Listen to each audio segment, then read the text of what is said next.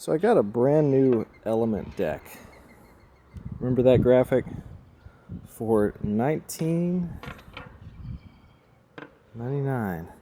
And I've actually flipped the kingpin on the inverted kingpin slappies, so you can see that's what the inverted kingpin used to look like on top. I just took it out and put it the other way in, and you can actually convert them to the standard kingpin. Then you get like a brand new, not worn down kingpin there. The birds are going completely crazy. So many of them over in that tree. So this is 875 trucks on an 8¼ inch board.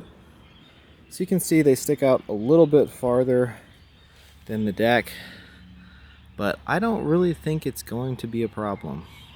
If you've been watching my channel for a while, you know I've definitely skated 8.75 trucks on an 8¼ and even smaller before. Some of the videos in Lexington, so I think I'll be able to kickflip it and 3-flip it and everything just fine. Why are skateboard decks $70 now? Obviously, you guys gotta stop voting for people who take all of your tax money and give it to oligarchs in other countries. Going to the skate park after work is like going to the gym at 6 p.m. So I know most of you skateboarders are broke. A lot of you don't even have jobs. A lot of you are kids, in school. So I looked up the statistics of how many people actually have jobs. This can't be right. It's saying 60% on Google. That's crazy. It's almost half of people don't have jobs. Actually, it's more surprising that 60% of you guys have jobs. Like, who's hiring you people? That can't be right. I watched a video from a few years ago, and it said like 80% of people had jobs. It can't be 60%. Is the economy really that bad? So don't be one of those kids that's always asking for free stuff and always asking other people for their boards and everything, because that gets really annoying. But if you're at the skate shop and you have a good relationship with them, maybe if you buy a lot of stuff at one time, they'll give you a discount. Buy suede shoes over canvas shoes, because suede shoes are going to last a lot longer, but they're not going to be that much more expensive. Try not to be one of those guys that's always kicking their board out, kicking it into walls, throwing it down, bailing. All that stuff chips your board and it won't last as long. Try to take care of your stuff. Sometimes buying stuff in bulk does make it cheaper. But just get the cheapest version of everything. You don't have to have the trendiest stuff. You don't need a name brand on your clothes, on your shoes or your skateboard. Just get the cheapest skate shoes that you can actually skate in. You can skate steel toe shoes. I've done that. And after you get razor tail, just move your wheelbase in a little bit. I've made several videos on that. It helps the board last longer. You just cut the razor tail off, move the wheelbase in, and keep skating it. Most of you could skate your trucks for the rest of your life. Just keep the bolts really tight so the base plate doesn't get all stretched out. You know how the bolt holes get stretched out sometimes? That's awful. So yeah, skateboarding doesn't have to be expensive, And if you're good enough, you could get sponsored, Just, that sounded really arrogant. It's hard to get sponsored. I know. You could try as hard as you could your whole life and never get sponsored. But does it really save that much money to be sponsored? Like, just take care of your stuff. I think it's better not to be sponsored these days because they're not really making much money. And you can skate anything. You can skate whatever you want if you're not sponsored by a certain company. What can you do immediately to change the economy? Nothing, really. You could make more money, or you could vote for people that spend less money over time.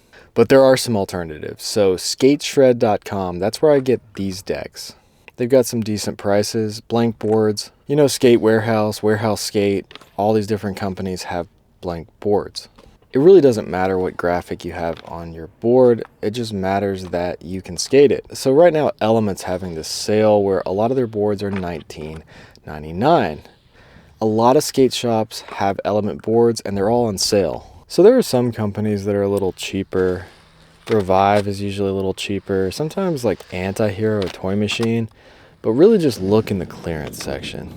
Another way you could save money on your boards is just skate your boards longer. You don't need that much pop. You can just roll your tricks around on the ground.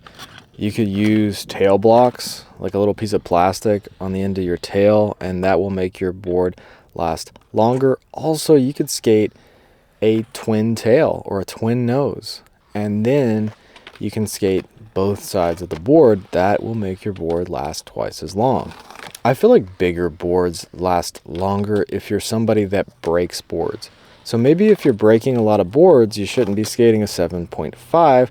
Maybe you should be skating something more like a 9 with rails on the bottom. Adding those deck rails will make the board stronger, make it last a little longer. Also, skating indoor parks or skating mini ramp. If you're skating street all the time, the street is rough. Skate parks are smooth, so your wheels and your board are going to last longer if you're skating a skate park, especially if you're skating an indoor skate park, than they do out in the streets. Pros that skate skate parks will skate a board for a week. Pros that skate in the street will switch their board out every single day. You're not a pro. You don't need to switch your board out every single day. You can skate a board for half a year. You could skate a board for the rest of your life if you stay in the mini ramp. Skating vert, like if you just skated vert and you never had to pop your tail, that board could last the rest of your life. Another way to save money when skating is to avoid all the trends. Like when everybody's jumping on Avenue trucks or everybody's jumping on Ace, just avoid anything that seems like a trend or a fad. Do your research, watch videos, watch reviews, whether that's wheels or trucks or decks. Watch a few reviews and get a good idea of if that product is good for you, if you're going to be able to skate it or not. Another way to save money when you're picking out a board is to pick it out in person in a skate shop, because you might not like the shape when it comes in. At the skate shop, you can actually see the shape of the board, and you have a better idea if you can actually skate that board or not. If you don't buy it in person, buy it somewhere where you could actually return it if you see the shape and it's just not something you think you could skate. If you like steeper boards, then you might want to get a steeper board, one that doesn't sog out fast. The more mellow boards sog out, lose their pop faster. It's all I can personally skate. I can't land anything on a really steep board, so I have to skate mellow boards. But if you're not like me, you might want to get a little bit steeper board so it'll last longer. You could not pop your tricks all the way. You can get ghost pop and just roll your tricks over. That would work. So I hope you guys enjoyed this video. If you like this kind of content, scroll through my channel, check out my other videos, and hit that subscribe button because I got a lot more videos to come. Thanks for watching.